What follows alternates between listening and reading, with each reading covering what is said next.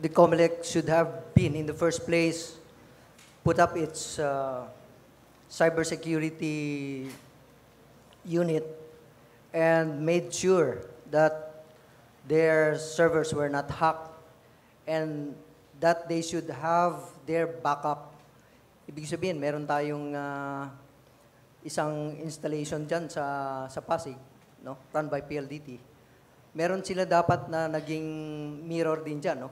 And if possible, they should have rented mirror in Taiwan or say in the US to make sure that the integrity of our voters list will not be hacked. Now, I expect that the COMELEC will do damage control by restoring the original voters list so that nobody will be disenfranchised.